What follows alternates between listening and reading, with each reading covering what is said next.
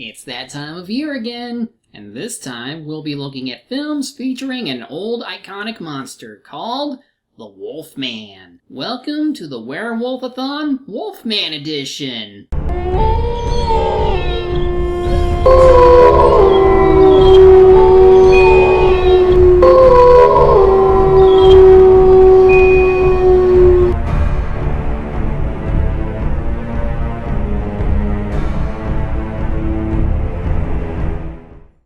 Universal really made it big in the early years of cinema, especially with their line of classic monster movies. After Todd Browning's Dracula, they would come back to that formula featuring name actors. So Wolfman is a part of this storied lineage. This monster character first appeared in his own movie in 1941, which was directed and produced by George Wagner. Kurt Siodmak is in charge of the story, and you'll be hearing both of their names a few times over this Werewolf-athon. These two needed to create the Wolfman from the ground up, since unlike Dracula or Frankenstein's monster, there is no literature to serve as a source material. So in that sense, the creative process is similar to some other famous Universal monsters, like the Mummy or the creature from the Black Lagoon. I'm sure audiences were dying to see a transforming monster back then, so let's get right to it, with the 1941, The Wolfman.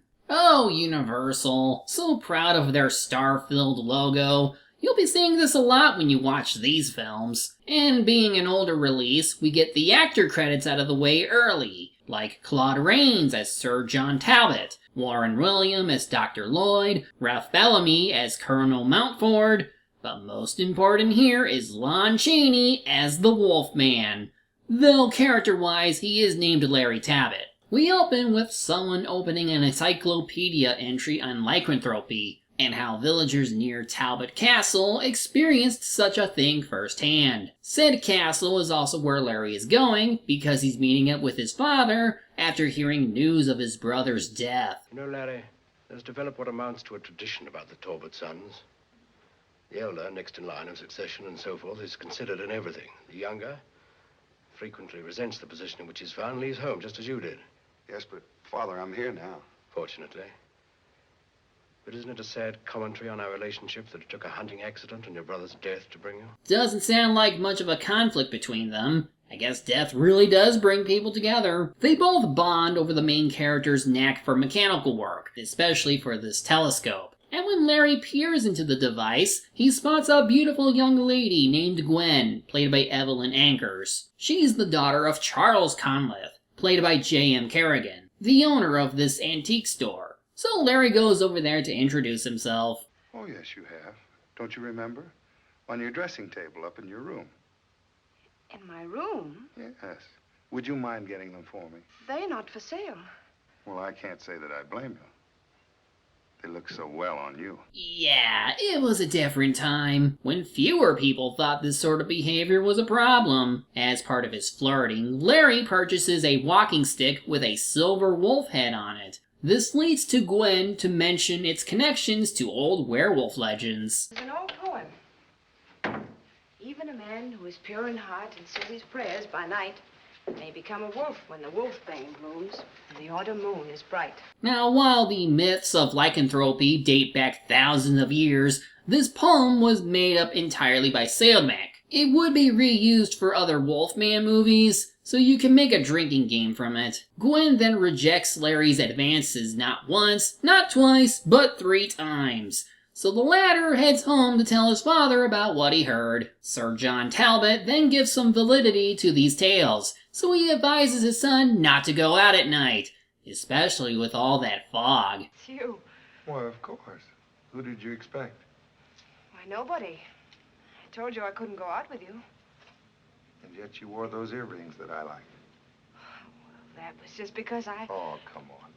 I don't want to go alone. I'm really afraid of the dark. Yet you came all the way out here, alone, in the dark. Can you just admit that you're a creeper? Gwen's friend Jenny, played by Faye Helm, accompanies them to see this pair of fortune tellers, who we saw a bit earlier. The 3 pass through some woods, which also has wolfsbane nearby. Even a man who is pure in heart and says his prayers by night They become a wolf when the wolfbane blooms and the autumn moon is bright. Yeah, not gonna keep track of that. In any event, we finally catch up to the fortune tellers, one of them played by Bela Lugosi. At that point, he's one of the most recognizable actors in the horror film genre, so Universal tried to put him into as many of their works as possible. While he reads Jenny's fortune, Larry puts the moves on Gwen again. This time, he's successful enough to walk with her through the foggy woods. He ends up admitting to spying her through the telescope. But it's only fair to tell you I'm engaged. I'm going to be married very soon. In fact, I really shouldn't be here. Can you tell me when I'm going to be married? Oh no, Bella has a star mark on his head! That could only mean one thing. He's actually Dio! Yes, I know what this really means, but Jenny should know too, since she's from around town and can recite the werewolf legends by heart. At the very least, she should be questioning the existence of that mark. Instead, the fortune teller tries palm reading her hand. It shows him a pentagram, meaning she's his next victim, according to the legends. So he tells her to leave and transforms off-screen, and it seems like his own mother is aware of this. Larry hears a wolf howling and runs ahead of Gwen to find Jenny, but then gets mauled by Lon Chaney's own German Shepherd. He barely gets out alive by killing it with the silver head of his walking cane. And thankfully, Bella's mother, Maliva, played by Maria Ospinkaya, shows up and helps him back to the castle. He learns that Jenny died from the attack by an animal. Or a wolf, as they believe. Also, Mr. Twiddle! Take it out, Twiddle. His name is Twiddle? That's a dumb name. Anyway, yeah, people show up to accuse Larry of murder. Larry obviously claims innocence given that he too was attacked by a wolf, but his wound has already vanished. He's not totally in trouble yet, since his ripped clothes do give validity to his side of the story, but now he wants to find out if he really is responsible. Maliva also tries to give her final goodbyes to her son. The way you walked was thorny, through no fault of your own. But as the rain enters the soil, the river enters the sea. I wonder how long she knew about this, or why she was never attacked. Gwen also gets into hot water after she goes home, since the villagers thought she left Jenny to die. Something about her good looks or something, but Larry shows up to shoo them away. They both agree that they need to do something to clear their names, and they get a visit from Frank, played by Patrick Nolas, who's both an investigator and is engaged to Gwen. Larry leaves the two alone, and Frank is surprisingly chill about our main character despite his suspicions. He then takes Gwen to a carnival, and even lets Larry tag along for a night of fun. But still, Frank does take a little time to screw with his love rival's mind. Go ahead and shoot before he bites you. You joke, but he's probably worried about the old legends being real. If that's the case, you'd be screwed. Larry then leaves the group for a bit and finds Maliva, who confirms that he used the silver cane to kill Wolf Bella. Despite her efforts to help otherwise, he gets fed up with the whole thing and tries to leave, but not before taking one of her necklaces for good luck. Which is good, since he's certainly cursed. Larry then proceeds to give that necklace to Gwen as a means to protect her. That's good timing on his end, because after she leaves... Hey, what's all the excitement? There's a werewolf in camp.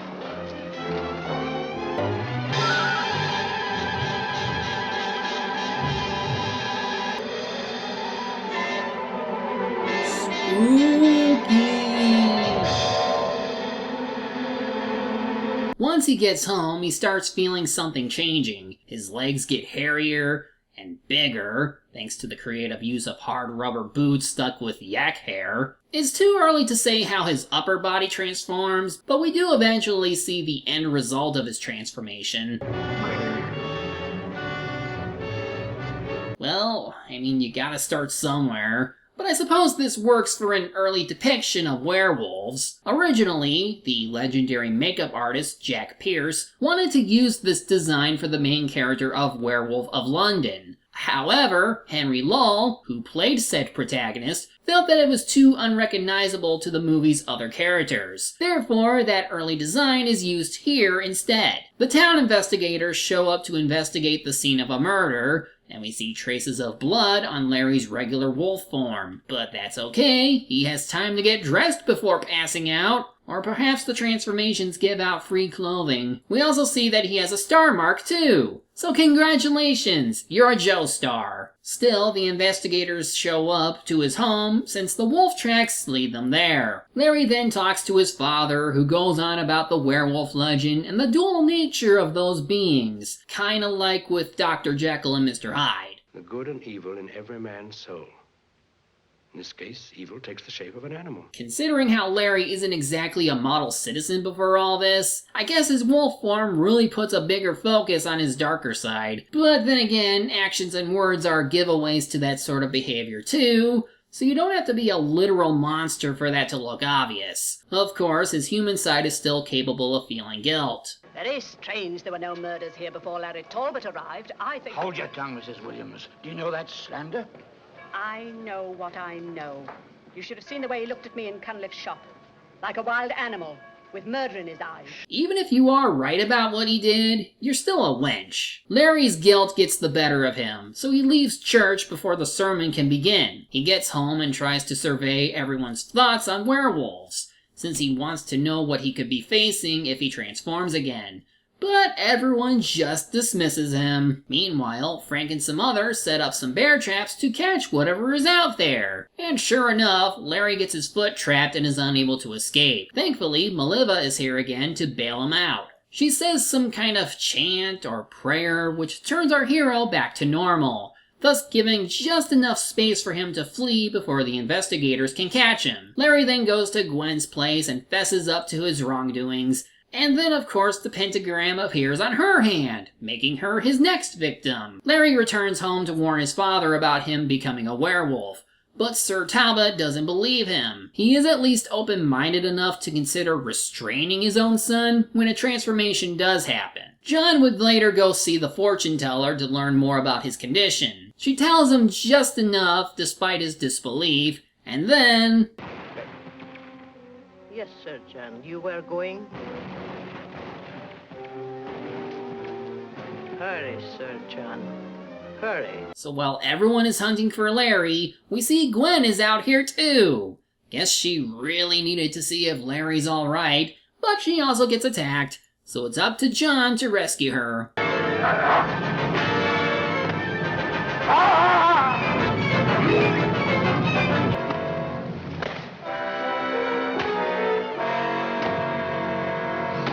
Sometimes the best way to kill a monster is with a wooden stick, with some silver. Maliva returns to Chan again, this time showing a gradual transformation back into human form. This is the only time any facial transformation is done in the movie, and for what I can find on Wikipedia, this lap dissolve effect took a lot of work. Chaney had to go back and forth from the makeup department to add on and configure the plaster molds and glass panes on his face to show a more detailed transformation. In any event, everyone shows up to see what happened. The wolf must have attacked her and Larry came to the rescue.